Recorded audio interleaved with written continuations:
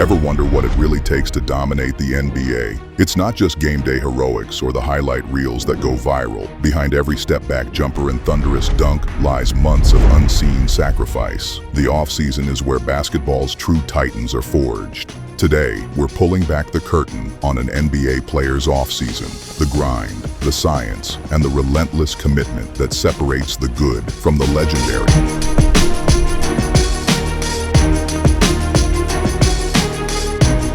Chapter 1, the off-season grind. More than just hoops.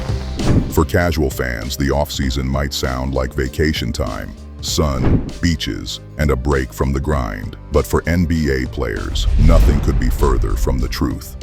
An 82-game season is brutal. Night after night of travel, late tip-offs, and constant physical contact leaves the body battered and the mind drained. By the time the final buzzer sounds, players aren't just tired, they're running on fumes. That's why the off-season isn't downtime. It's a crucial period to recover, rebuild, and reinvent. Muscles need healing, tendons and joints demand attention, and every player has weaknesses to address before the next season begins. I've heard this crazy notion about how much money I spend on my body per year, and I kind of just chuckle. That is a number that I will not disclose. This isn't your average gym workout. Off-season training is a complete performance overhaul, carefully designed to push the body back to its peak and then beyond.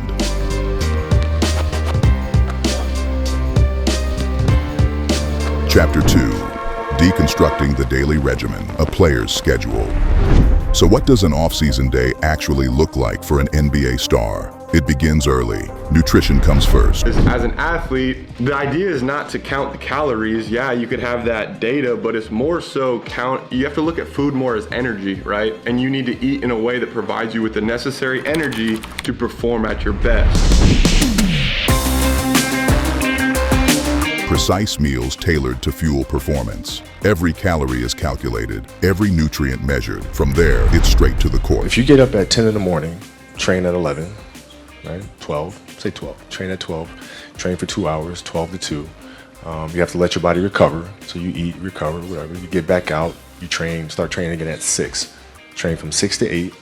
Right? And now you go home, you shower, you eat dinner, you go to bed, you wake up, you do it again. The morning session usually focuses on pure basketball skills, shooting hundreds of jumpers, fine-tuning ball handling, and rehearsing game situations until movements become instinct. Then comes strength and conditioning. These aren't generic workouts. They're explosive lifts designed to mimic the demands of basketball. Vertical jumps, lateral quickness, and bursts of speed. Agility drills, resistance training, and endurance work ensure the athlete can handle the pace of an NBA game. Not just once, but night after night. And let's not forget recovery, ice baths, mobility sessions, deep tissue massage, physical therapy. These aren't luxuries. They're essential tools to repair muscles and protect joints from breaking down. What makes it all possible is the team behind the player. Trainers, nutritionists, therapists, skill coaches, even sleep specialists. Each plays a role in sculpting the athlete into the best version of themselves. This is no solo journey. It's a symphony of expertise, all tuned toward one goal: peak performance.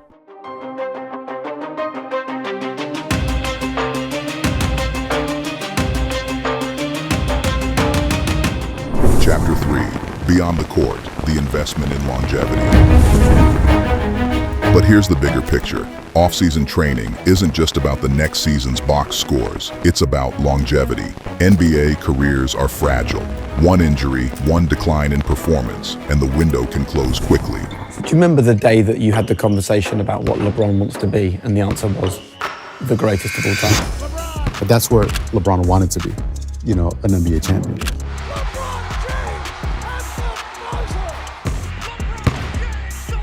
What matters and what's important is how quickly do you get back up? How quickly do you start your process again for greatness? The work players put in during the offseason extends their careers, protects their bodies, and enhances their value on the court and at the negotiating table.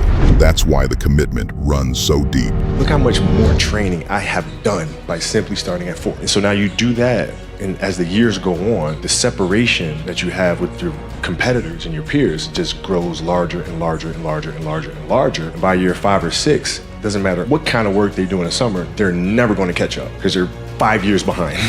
So it makes sense to get up and start your day early because you can get more work in.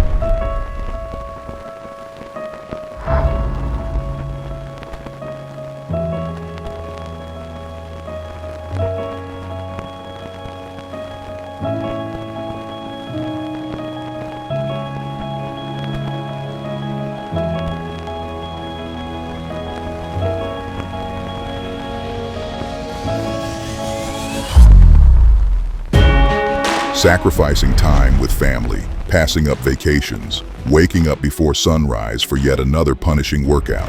It's a level of dedication few people ever see, and even fewer could endure. And while we only witness the dunks, the step backs, and the clutch shots under the bright lights, it's this unseen grind that makes it all possible. There's a lesson here, even if you're not chasing an NBA dream. Success in any field is rarely about the big moments. It's built in the quiet hours, in the repetition, in the discipline to keep working when no one is watching. So the next time you see your favorite player dominate on the court, remember, it wasn't just talent that got them there. It was months of meticulous preparation, sacrifice, and sheer willpower in the off-season. Greatness isn't born under the arena lights. It's built in the grind, in the silence, and in the sweat.